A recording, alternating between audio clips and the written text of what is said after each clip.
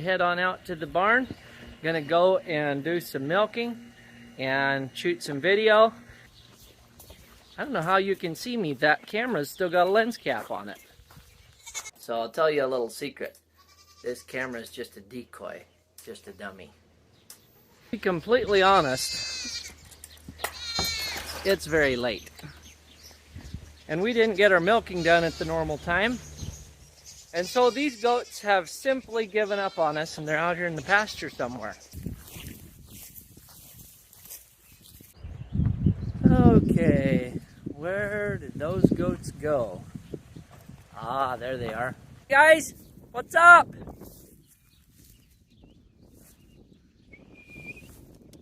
Come on, milking time.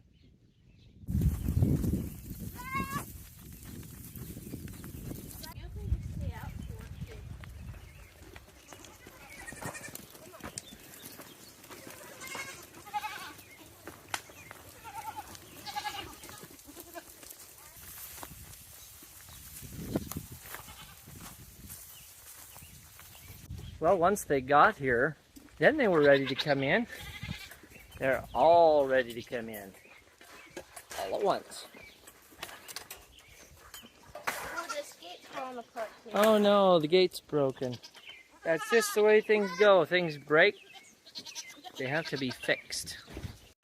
Honey decided that she didn't really want to nurse her kids when they were maybe 3 or 4 weeks old. So they've kind of been bottle babies. But she just jumped up on the stand here and her kid made it into the barn and he just followed her right up and he's getting a free lunch and he's pretty tickled with that. So one of the things we're doing today just for the fun of it is we're going to try and shoot some footage of Butterscotch and get some nice pictures of her. She is one of our very best does. I'm gonna milk. You're going to milk her? I see. We'll have Karen or Miles wash her up and then you can give it a try. How'd that be? Does that sound like fun? Okay. It was biggish, like about this long, with a brown tail. So it was brown on top and white and speckled brown on its breast. Yeah. I think that's called a brown thrush or a brown thrasher. Okay. They have a really pretty song. Are you getting it? You're getting some milk? She got one milk. Did she? Good job, Margie. Is Midge being pretty patient with you? Yeah. Yeah, I think so too. Butterscotch, you've been all clipped up really nicely, and we're going to send you outside. Maybe this evening when the light's really nice, we'll get you some nice pictures of you. Looking pretty good already, though. So this is Cassie. And Cassie is our other favorite. She's probably right up there with Pineapple as far as favorite goats that we have raised. Pretty happy with her. And her brother, little Goldie here, he's going to go somewhere and they're keeping him for $1. I think he's going to be a pretty nice one, honestly.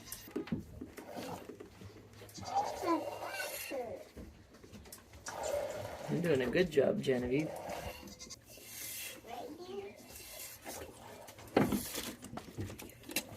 How many people can you get around one goat? Okay. Oh boy, don't look around, guys. There's too much junk in this shed. But what we need is some baling wire. Because when you're on a farm, you use baling wire for everything. Alright, looks like the pin on this hinge broke. That's where your farmer's tools of a Leatherman or pliers and some baling wire come in handy. Bend that through, there we go. There we go, got that down through. So that is an example of a farmer fix, I guess you could say. Ideally, farmer fixes like this are intended to be temporary, but you might be surprised how long a fix like that might just last. We'll take this dummy camera out, maybe we'll get some pictures of the goats with that. Maybe, you never know. Every time you see this camera, we're not using it.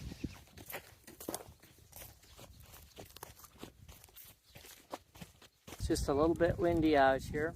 It's just about perfect on an 85-degree day.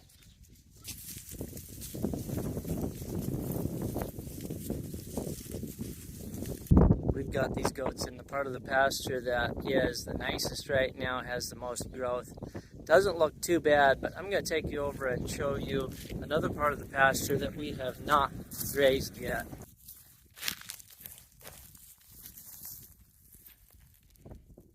We haven't had the goats out on this at all. We're toward the end of May. It's the 28th right now. And to date, here at our location, I have gotten less than 1 inch of rain. Our normal rainfall for May is about 4.3 inches. And so this brome grass here, it should be knee-high or better, and it should be heading out, and it's just holding on. This clover got up about, what is that, maybe 6 inches high. This part of the pasture is definitely a lot better. I guess it's just a little lower portion, or maybe the ground's better. Sure, he needs a lot of little baby. And he bad, and he was looking for me. And I already came to him.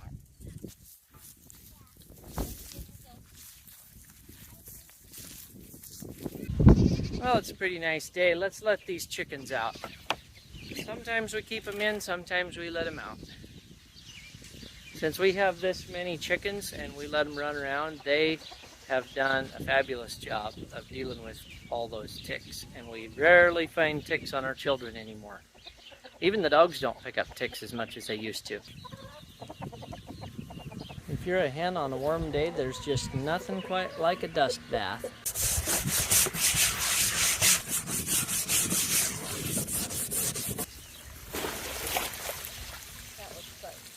One of the projects that we're getting done on this Memorial Day, scrubbing all the green stuff out of the water tanks.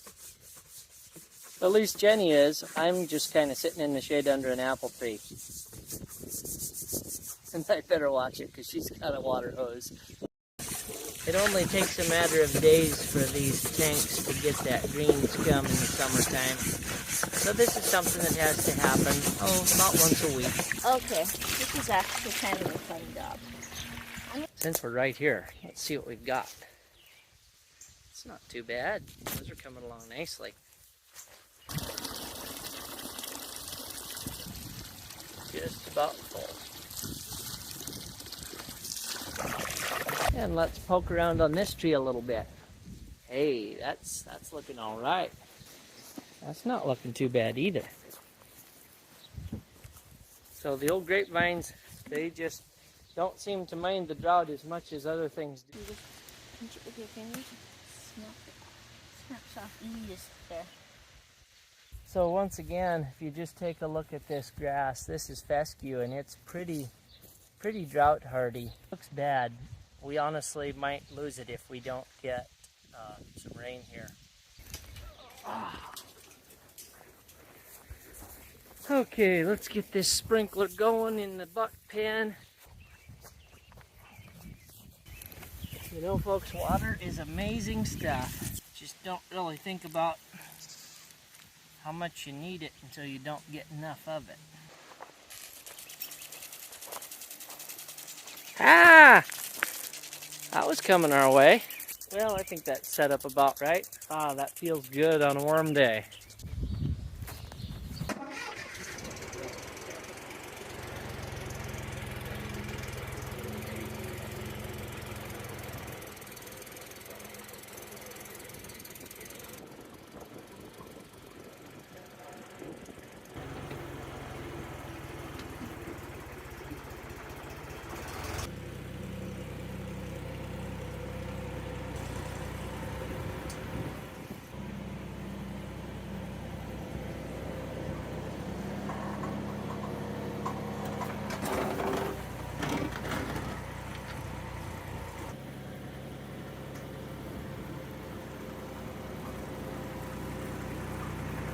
We had to dig this all up last fall to put that hydrant in, and then we had a water leak by the little waterer there that we had to dig up and fix. So this has been kind of a mess.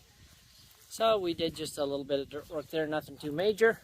These are the things we do for fun.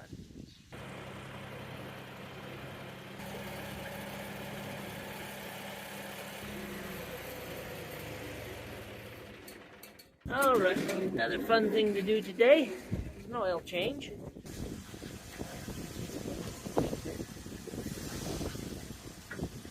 Well, it's a good thing I'm skinny.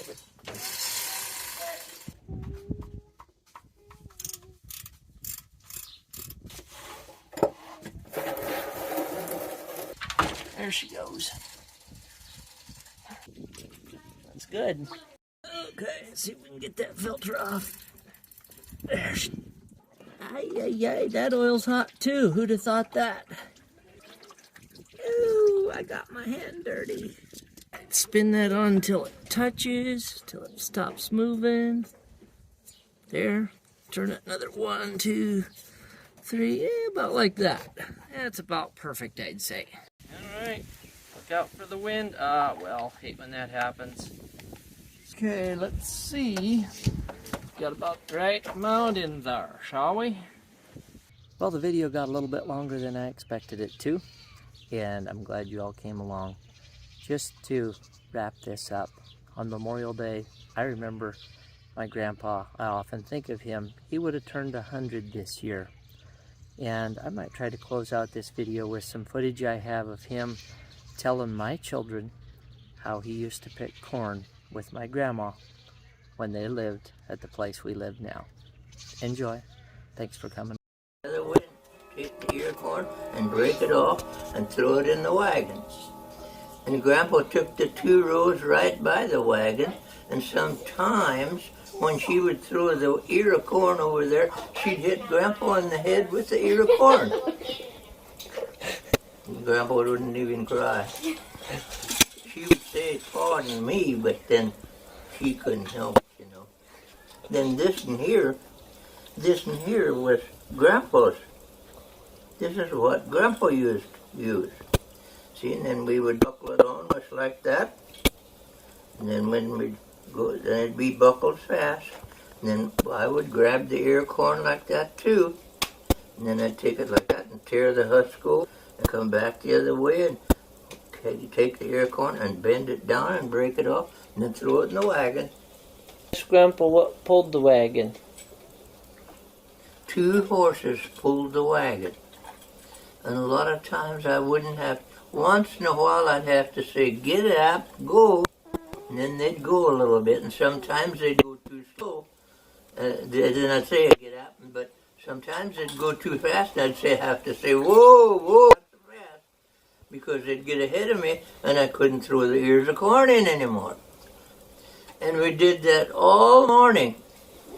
And then when we'd get home at noon, then Grandma would take the scoop shovel and shovel it up into the crib while Grandma made dinner. And then soon as dinner was done, then she'd go with me again, and we'd go out and we'd take an apple along for lunch in the afternoon. So then we'd go and we'd shuck corn again till about 3:30. And then we'd get our apple, and we'd get to the end, and we'd sit on the corn and eat our apple for lunch. Then after we had a load again that night, and then we'd take it home and unload it with the scoop shovel again. So you know That's the way we did. You know how